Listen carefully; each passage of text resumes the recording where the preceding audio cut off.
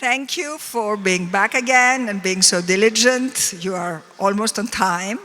This is our last session, and it's an interesting session because we're going to move from the long past to now again. And we're going to leave Elefsina and speak about a place that we mentioned already earlier today. And this is another place that was the place of important ancient mysteries, Samothrace, a small island in the northern part of Greece. Today, it's just, probably it was like that in the past, but when I visited it, it's literally like a mountain coming out of the sea. And it is a place that is supposed to be very energetic, very special, very unique. And as you know, it is always said that in ancient times, Greeks were always choosing their places very carefully when it comes to the energy. And we can call this the spirit of a place. So Samothrace is certainly a place with a very special spirit.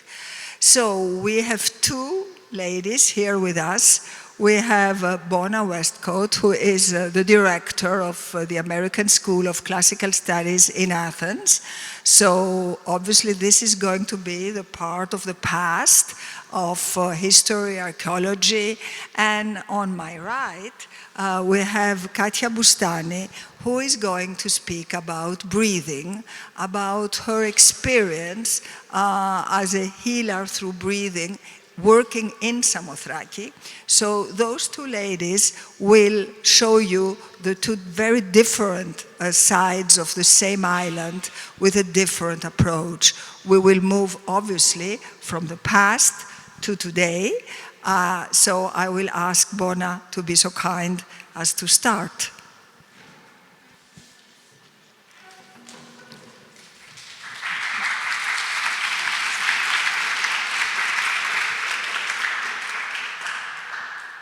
Thank you so very much, Alexandra, for the opportunity to speak about the mysteries of the great gods of Samothrace here at Eleusis, its sister sanctuary. As Alexandra mentioned, this will be more of a historical talk with an emphasis on why it was worth coming to Samothrace and a little bit more about the experience that we can recreate for the ancient initiate. Now, there are many points of connection between Samothrace and Eleusis, but there are also some vital differences that make each cult unique and powerful. The theme of this conference, How to Change Our Minds, centrally involves, of course, how to change ourselves. And often we are shaped by events outside our control, but in antiquity and today, we can also make choices to participate in experiences that have the potential to reshape who we are. An initiation in the mysteria of Demeter and Kore at Eleusis or the great gods on Samothrace was just such an opportunity. Now, the island of Samothrace in the northeastern Aegean may be far from Athens, but it was not obscure in antiquity.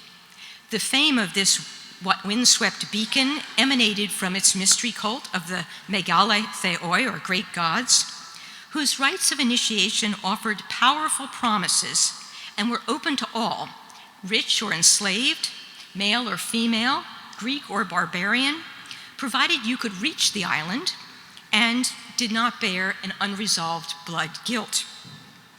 Now, the experience was by all accounts transformative, and the renown of its practical and profound benefits mobilized great numbers of people across the Mediterranean and Black Sea over the course of 8 centuries to come to the island to have this experience.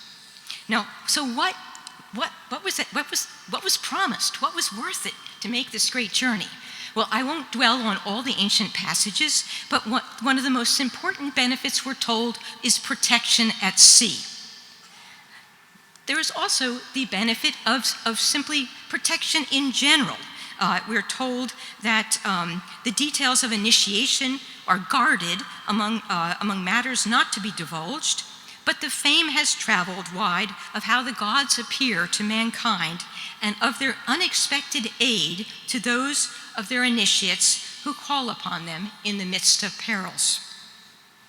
Diodorus continues with a further benefit. He said, and this is a thing very important to us, the claim is also made that men who have taken part in the mysteries become both more pious and more just and better in every respect than they were before. Of course, we would say men and women, and we mean that. Okay, all of these blessings promised success. Diodorus continues, this is the reason why the most famous, both of the ancient heroes and of the demigods, were eagerly desirous of taking part in the initiatory rites. Jason and the Dioscoroi, Heracles and Orpheus, after their initiation, attained success in all the campaigns they undertook because the gods appeared to them. And finally, one last benefit that actually connects us a little more closely with Eleusis. In an inscription for a mime, Isidorus, who was initiated into both the Eleusinian and Samothracian rites, it suggests that some initiates found assurance of entry into a more blessed repose after death. The inscription reads, as an initiate great-hearted, he saw the double sacred light of Kabiros in Samothrace and the pure rites of Demeter in Eleusis. Because of this, bearing his old age well, Isidorus completed 80 years without pain and trouble. But you, gloomy Hades, extremely powerful bastion of necessity, lead this man to the region of the reverent and place him there. Now, what sort of experience could be generated in humans, cause such changes of situation and mind? Although the rites were secret, we have a strong body of evidence combining ancient testimonia, topographic, archaeological, and epigraphic evidence, along with kinesthetic analysis and modern cognitive studies for understanding the experience of initiation and its perceived advantages and how they were fixed and carried forward by initiates. Now, I'm really going to focus on kinesthetic experience because that's what ties to the body, which ties to breath.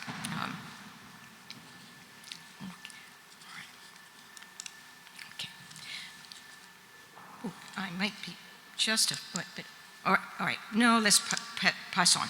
All right, so I'd like to take a look at the sanctuary itself and the framework of initiation, because all of these transformations, all of these expectations were literally accomplished in a temporal framework that took place on Samothrace overnight.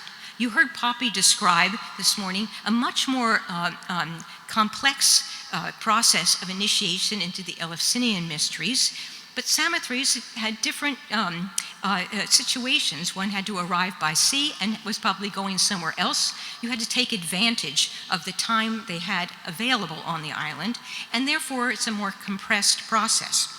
But they were very powerful rites, despite the fact that their duration did not extend over the same period as the Eleusinian mysteries. But so how does this happen? In fact, the process of memory shaping and identity transformation began long before prospective initiates reached the island. You know, what did people bring with them, and that is, of course, memory. And memory can take two different forms in this regard. There's a prospective memory, in which a person fixes his or her mind with the intention to participate. You make the choice. There's also what we might call proleptic memory, which is that you're being able to flash forward to what the outcome might be. For the situation. It builds your expectations. Whatever the challenges of the initiatory experience, the outcome, as described above, was undeniably positive. And that anticipation helped prospective initiates to take the greatest risk in the entire process. And that was sailing to the island before receiving the protection of the gods. You take a leap of faith in that act. This prolepsis served to guide and govern the initiant's emotions throughout the process of the initiation itself. which was, according to all ancient accounts, sufficiently disruptive, exciting, stressful, anxious, revelatory, and celebratory, to make a person feel afterwards that they had, in fundamental ways, changed who they were. Now, while we do not know the precise actions of initiation, we can gain an idea of the experience by kinesthetically following the path of the initiate. You see here a view of the sanctuary as it is today, and we felt that we needed to help viewers, so we created a three-dimensional model that actually reconstructs the buildings on their ancient foundation. And then we move through the model to, again, recreate the process of initiation. Now, although we're only 100 meters from the ancient city, the sanctuary is worlds away, and entry was an intentionally destabilizing experience. Initiates proceeded up to the ancient city at night, left its gates, and then dropped down into a sunken court before the propylon of Ptolemy, which you just went through. This descent accelerated one's heart and breathing.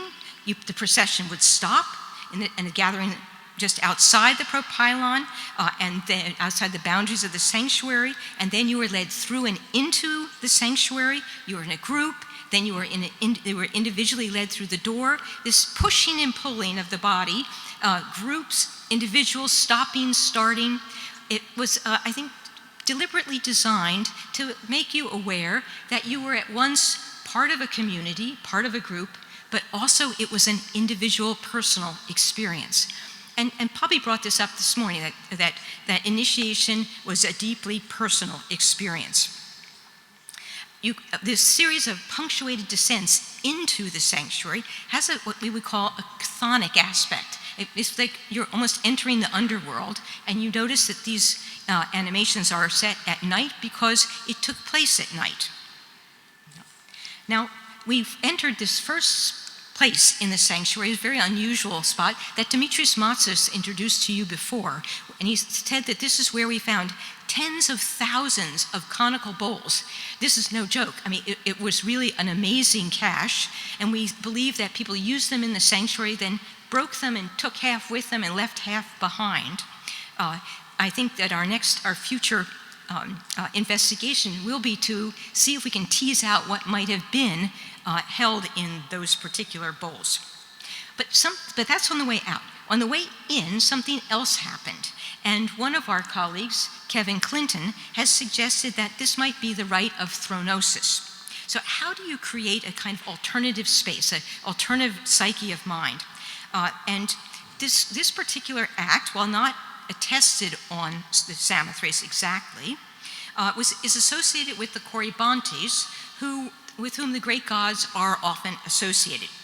And Plato describes the experience in Euthydemus as a rite preliminary to initiation. The initiate is seated, blindfolded, and those people leading the initiation perform a kind of dance around this figure, banging cymbals, shouting, making noise, and creating an extraordinary kinetic energy that was disorienting and was meant to kind of disengage you from gravity, disengage you from direction, and free you up to alternate experiences. It must have been both terrifying and disorienting, and the noise and the whirling, disengaging you and the initiate from a kind of the stability that we count on.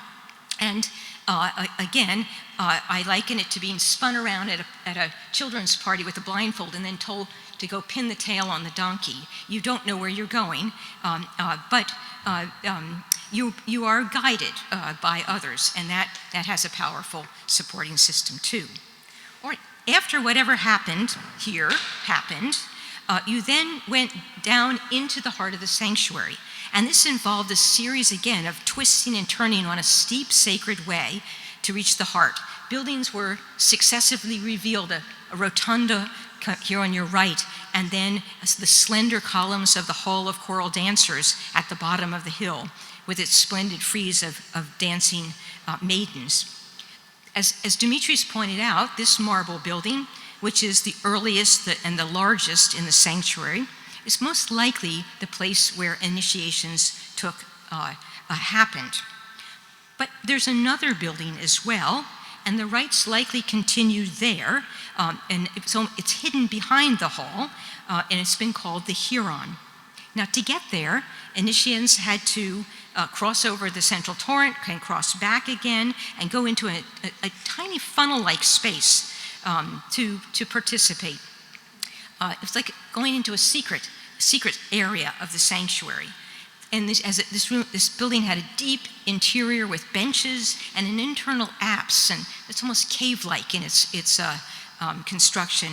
And we feel again, although the rites are secret, that something profound was witnessed in this space. Now, in this kind of deliberately circuitous route, I'm just tracing for you just how complicated it was for the persons being led here for the first time. You would really, again, be, as I said, disoriented, and you have nothing to draw on that actually helps you to understand and anchor your experience. You're really giving yourself over to be, if we can use an anachronism, kind of in the moment.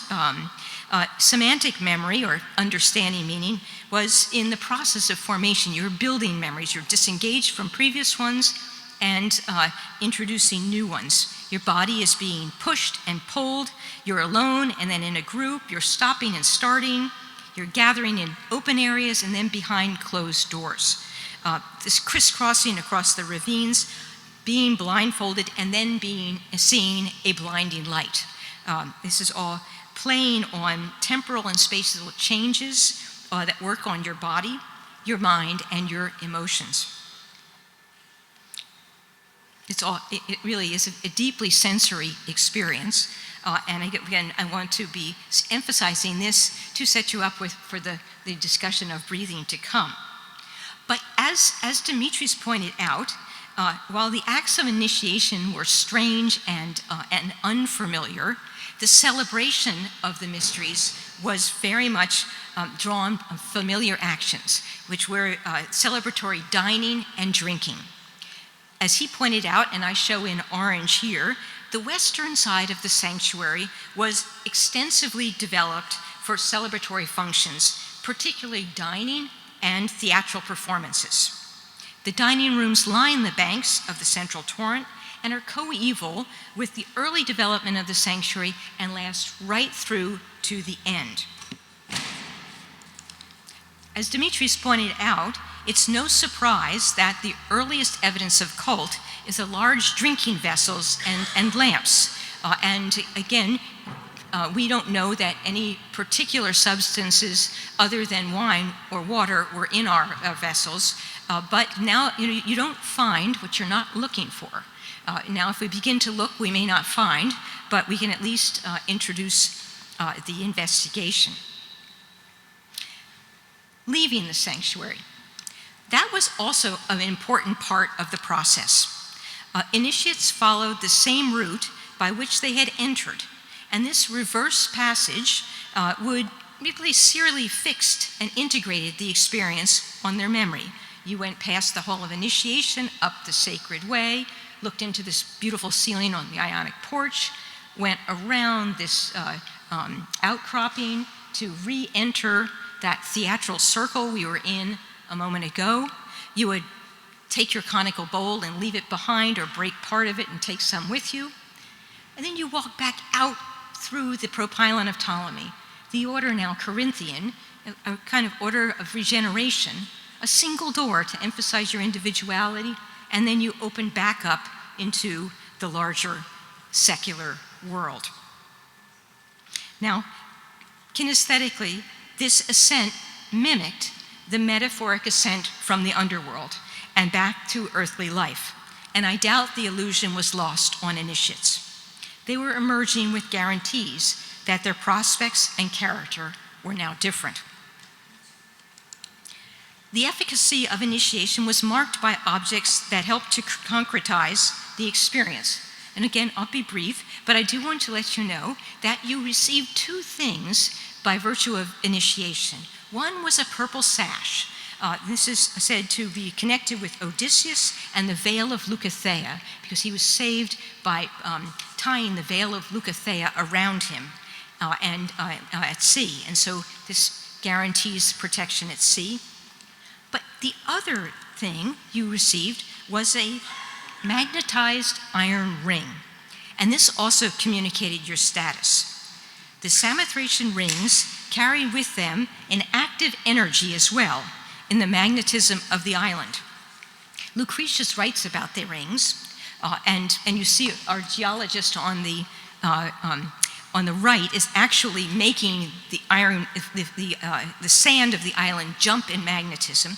Lucretius writes, "I have also seen Samothracian iron rings dance and iron filings go mad in bronze basins when the magnet stone was applied underneath. So passionately does the iron seem to struggle to escape the stone." Now, wearing this kind of volatility, the initiate would scarcely forget the power they possessed. Every time it pulled upon an iron object, the action would trigger a sensory kinetic memory of the island and the experience of initiation. Some initiates went, there's Bill showing you iron, the sands moving around with the Baghdad, and that's our sacred rock that has a magnetic force to it. Okay. One last thing that happened on Samothrace is really quite rare. In an act of self-representation, many initiates wrote down their names. This is how we know so much about them. Now, writing one's name down to commemorate a personal experience and indicate a changed status was not common in antiquity. It signals both an achievement and an act of belonging. The initiates describe themselves as Eusebes or Pius, and Eusebes, which could indicate their devotion to the gods, but I think it also goes to Diodorus' comment that initiation made one, quote, both more pious and more just and better in every respect than you had been before. Leaving the island was an integral part of the process as well. Initiates had to put into practice, their new self into practice. They had to go out and test the waters with greater confidence in their actions now that they were under the protection of the gods, and were better in all ways for their experience, and perhaps looking forward, as Isidorus did, to a better fate in the underworld. We know that they found ways to communicate with other initiates through the construction of Samothracia, which are kind of Samothracian clubhouses. They were built from Suthopolis in Thrace to Delos in the Cyclades. And these were places where Samothracian initiates might once again dine together and make iron filings go mad. Thank you.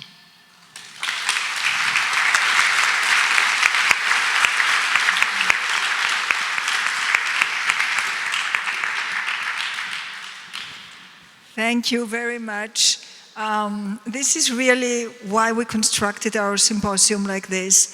We want to look back and forward and connect our dots very much. And Samothraki allowed us to do it.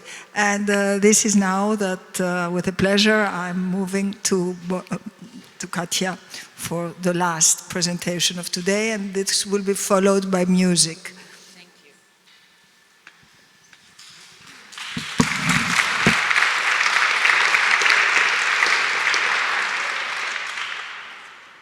So the first thing that I would like is that we all just close our eyes, and maybe I should take a microphone, no? I'll take it from here. Should I? Okay. Amazing. Perfect. Thank you. Okay, so I would love it if everybody just closed their eyes and took one deep, long exhale, and imagine that you're pulling one deep, long inhale. And imagine that you're pulling the breath all the way from your toes to the top of your head. So a deep, long inhale. Okay? Inhale. And let your exhale go, still breathing through your nose. So exhale. And inhale again. And exhale. And inhale. And exhale. And one more. Inhale. And exhale, just letting go. So the wonderful thing about the breath is that it is a tool that belongs to each one of us individually. Your breath belongs to you. And the magnificent thing about it is that it controls so many functions in your body. The breath is one of the most subtle energies that moves through your body. And the ancients breathed, and we breathe. So if you really think about it, if you think about the way that people breathe, and the ancients breathing in and out, and if you're breathing in and out, the person next to you is breathing in your exhale, and then they're exhaling, and you are also breathing in their exhale, right? So the ancients were breathing in their inhale and breathing out their exhale, and they were exchanging inhales and exhales just as you are right now. And as this breath circulated and was taken on by people who were younger, and, it continued, and perhaps you're here still breathing an exhale that came from one of the ancients. Are we still breathing the inhales and the exhales that the ancients were breathing? Think about it. So you're all here for a spiritual experience. You might think that you're not here for a spiritual experience, but you came here because you're interested in the mysteries of Eleusis, and you are interested in being inspired by other people. And the breath is one of the most inspiring things that you can use to be able to connect with these beautiful places. So, first of all, just think about how the breath connects us in here right now. Okay, so as I said before, the person who is next to you is exhaling and you are inhaling. So actually, what are we doing? We are breathing one breath. The one breath is going around and around and around. And we've talked a lot about separation today. We've talked about, and yesterday, we've talked about the problems that separation causes. And the breath is one of the things that unites us.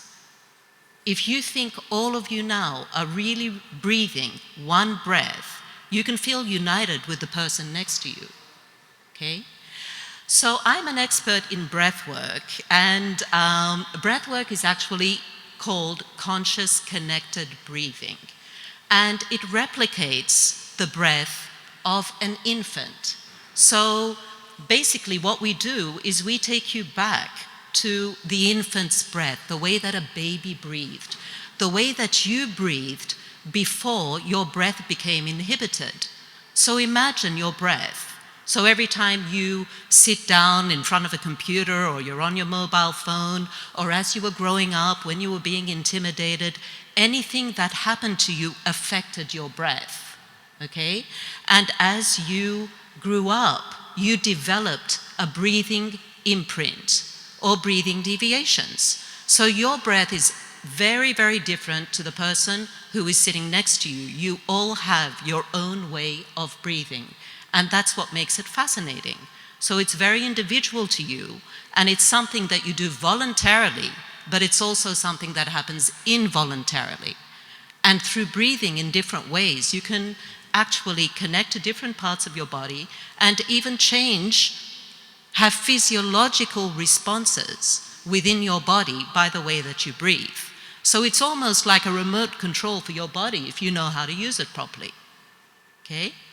So, Just think how beautiful it is that we share this one breath, and it doesn't matter what gender you are, who you are, what socioeconomic status you have. We're all breathing together. So let's take one deep breath. So we're going to be breathing throughout this, okay? One long deep breath, and just breathe in the beautiful energy. Big inhale. And exhale. Inhale, take energy from the earth. And relax on your exhale. And one more time, inhale. And exhale. So the miracle is that when you start to do conscious, connected breathing, it can give you a psychedelic experience. And people don't usually, when I say that to people, they say, what, just from the breathing? But when you start to breathe in a conscious way and you connect your breath, that means you merge your inhale with your exhale and your exhale with your inhale, okay? There is no stopping or starting, you're not speaking, you are just doing conscious connected breathing. That somehow massages the cerebrospinal fluid and activates it, and that in turn activates the DMT, the endogenous DMT, which is in your body, and that creates a psychedelic experience. So it really is something that a lot of people think that they need to do psychedelics to have a spiritual experience, but actually all you need to do is breathe. I'm not going to be able to give you a psychedelic experience today because we can't get you all,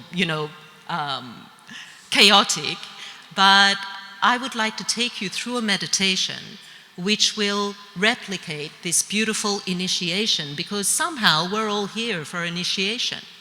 So whether it's the initiation because you thought that you came to Elefsina, to this wonderful magic site, or whether it is the initiation of something new, all of these great minds are here. All of us want a new world.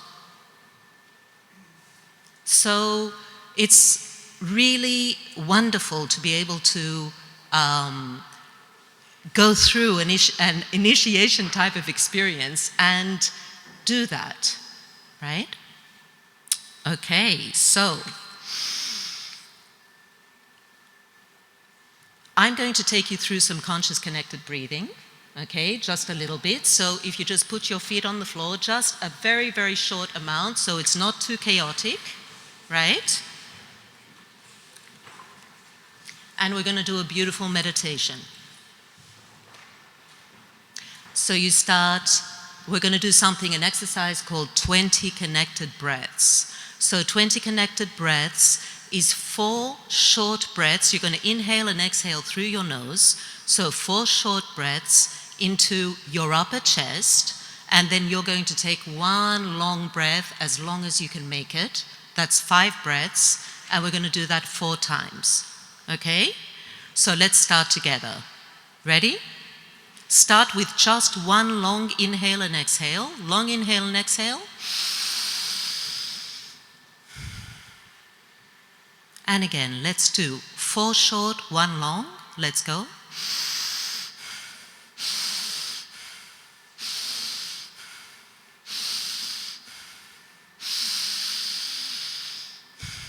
Repeat.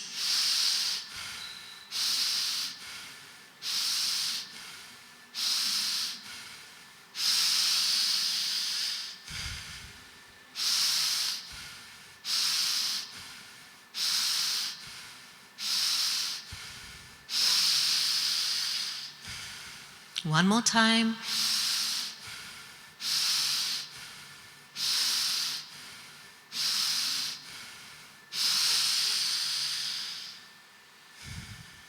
And just sink on that exhale. So you might be feeling more relaxed. You might be feeling a little bit dizzy. You might be feeling connected whatever it is that you're feeling, just sink into it. And take one long, deep breath. And exhale. So when I first heard about Samothrace, I was living in Mykonos, and I loved Delos. I was going to Delos regularly. I really, really felt connected to Greece, and even though I'm not Greek. And one of my friends started telling me all about Samothrace and how mysterious it is, how magical it is, how all of the trees took form. And if you really go into on the internet and you see photos of it, you'll see how the trees take on magical forms. When you are there, it feels like a very mystical experience. And so I really, really wanted to go and check it out because I believe in magic. I believe that we're able to change our lives through our breath and through our mind, okay? So anyway, as it is for everybody, it was a very difficult journey to get to Samothrace. And not only because it was a difficult journey physically, but because when you think of going to Samothrace, sometimes, like I know from my own students, lots of obstacles get in the way. So lots of obstacles got in my way, and it took me 2 years to actually get there. But the moment that I set foot on that island, as we were sailing towards it, and I saw this magnificent mountain coming out of the sea, and I set foot on that island, the energy was so intense. And then I was driven into my friend picked me up and driven into the forest, and I started seeing these beautiful trees and this wonderful nature. And I started to understand that of course people have a mystical experience when they come here. It's so intense, it's so beautiful, the nature is exceptional. You feel so small. And so I am so lucky to be living straight under this incredible place that Bonna was speaking about, and to be able to go to the ancient site every single day, and if I want to.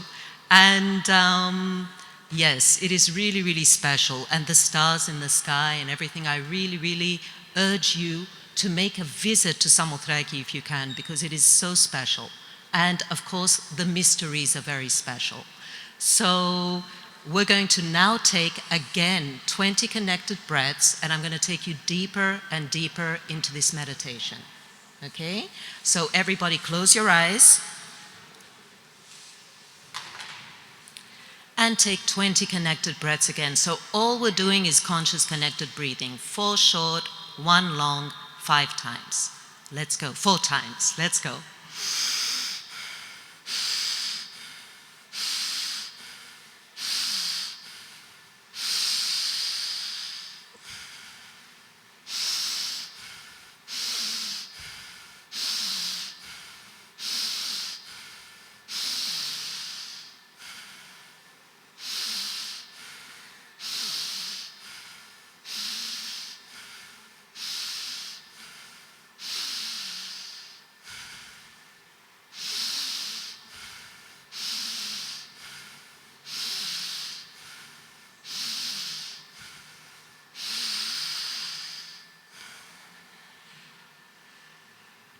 So you're arriving at this beautiful island by sea, but the anticipation and the excitement and the fear, knowing that the mysteries are going to change you forever, are causing your heart to palpate, is causing your breath to do all sorts of things. And as you leave the boat, there are people leading you towards the sanctuary. It's dark, you're blindfolded. Take 20 connected breaths.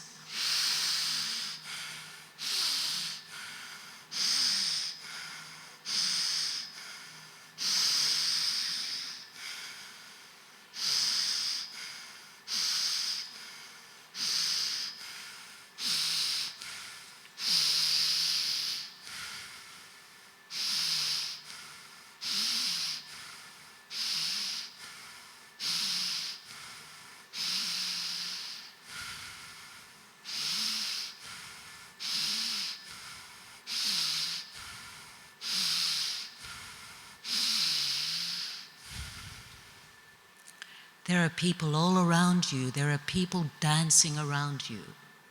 There are cymbals crashing around you. There's music as you're walking. As you're walking up the hill, your breath is becoming more and more intense because the hill is steep and the excitement around you is palpable and you don't know where you're going or what's happening. You're just climbing, climbing, climbing.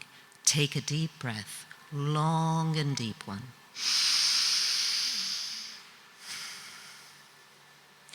And as you climb up and you're led through a passage that you don't know, you feel disoriented, you don't know what's happening, and they lead you to an altar. And they sit you down in front of this altar, blindfolded still. Take a deep breath.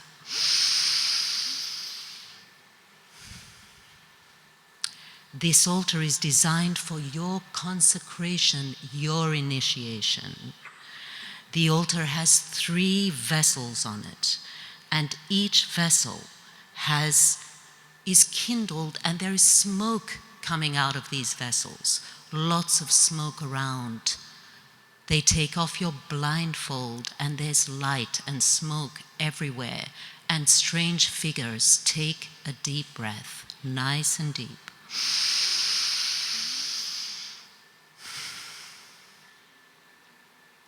They tell you to look up at the dark sky, and if you can see the sky in Samothrace, you won't believe how beautiful it is. There's no light, it's extremely natural, the stars are bright, and you can even recognize the planets. Take a deep breath.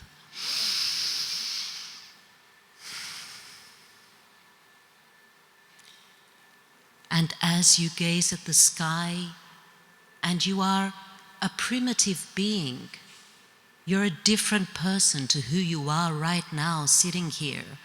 You're really connected to nature because nature is your life.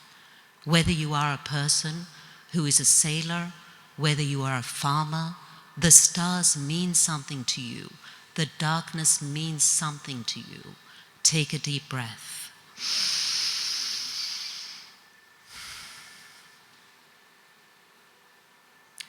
And as you're sitting there, a magical priestly figure starts to direct you. Take 20 connected breaths again, 4 short and 1 long. Let's go.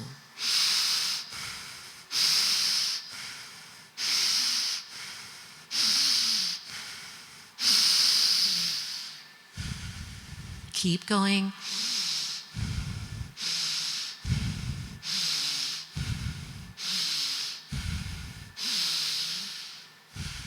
And with each inhale and exhale, keep going. You're becoming more receptive. You're becoming more open. And 1 more.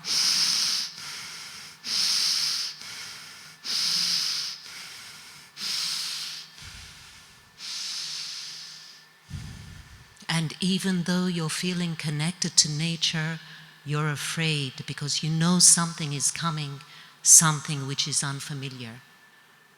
And the Hierophant asks you, what is the worst crime that you have committed? Take a deep breath.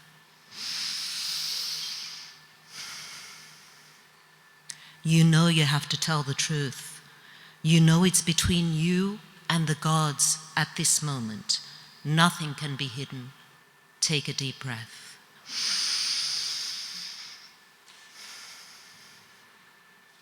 You feel uncomfortable and vulnerable.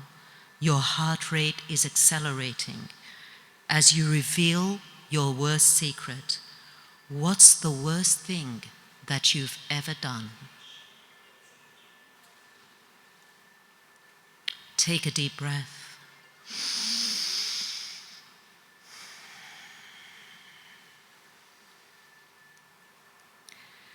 This is the beginning of the undoing.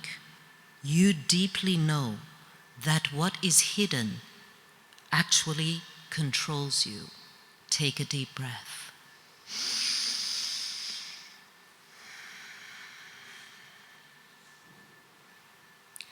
the Hierophant asks you to utter 3 secret mantras. He asks you to take a deep breath and on your exhale, to say the mantra out loud. Take a deep breath and just exhale and say the mantra, whatever it is inside of you. Deep breath.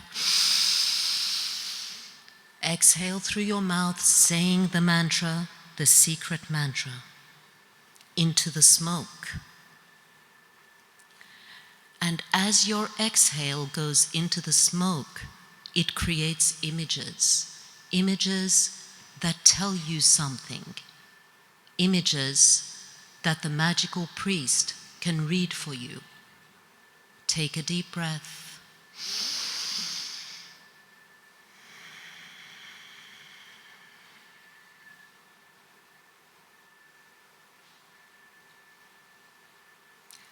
What is fashioned in the smoke through your exhale?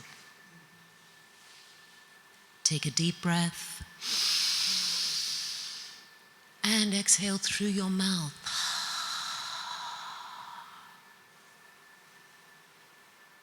What message does this sacred smoke have for you? You're reading what's in the smoke by your own expiration. Take a deep breath and exhale.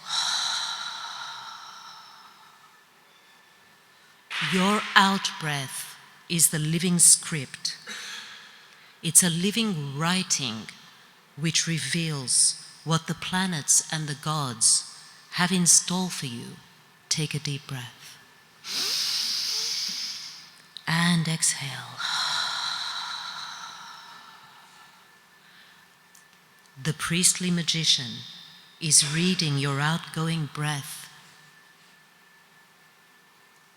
What has he got to say to you? What message does he have to say to you?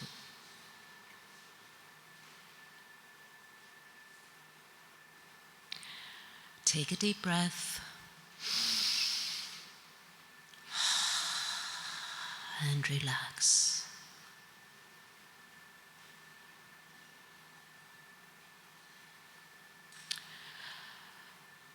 So in Greek etymology and in English, we say inspiration. In Greek, we say ispnoi.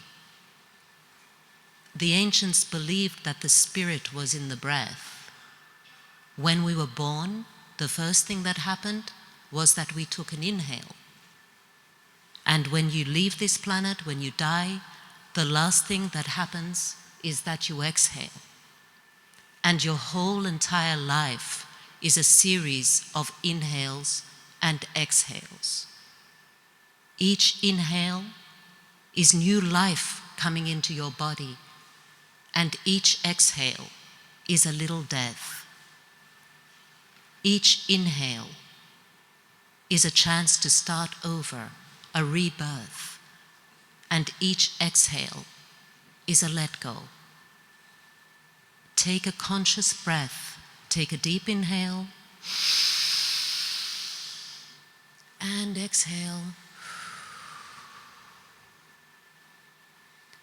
So we say ispnoi, inspiration, that means the spirit is coming into the body.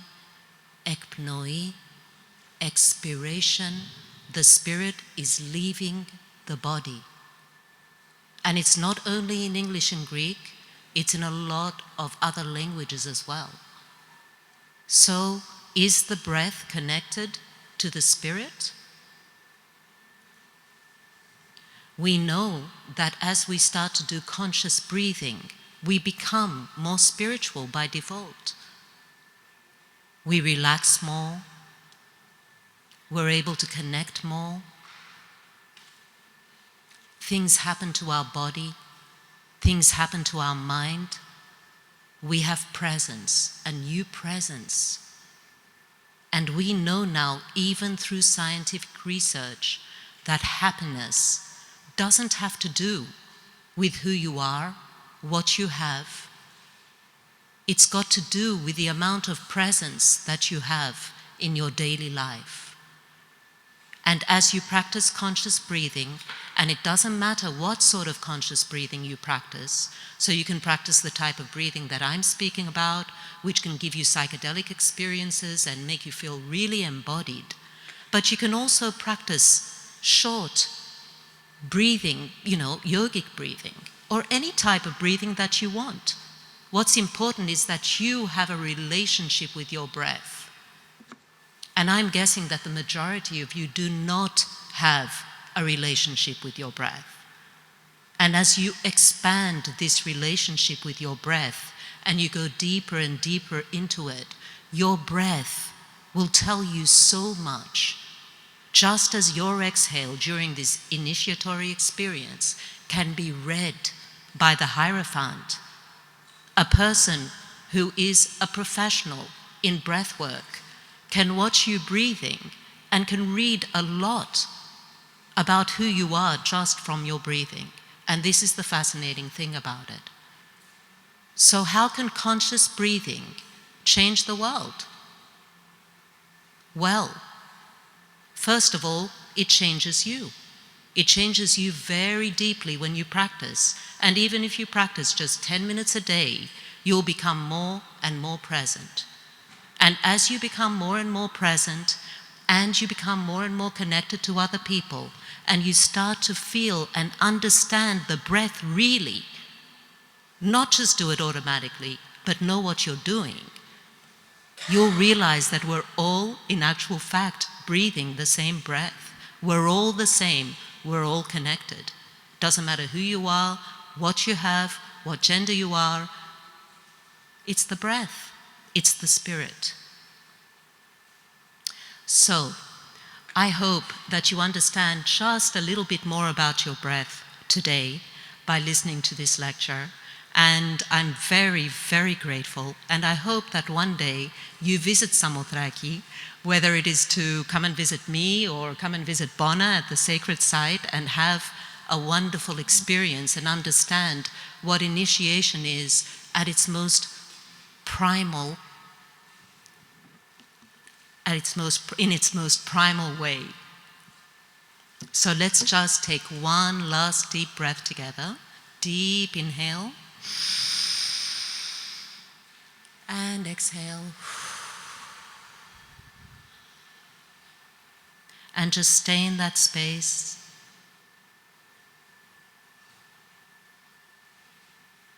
And enjoy the music that's coming. And remember that your breath says a lot about you. Thank you.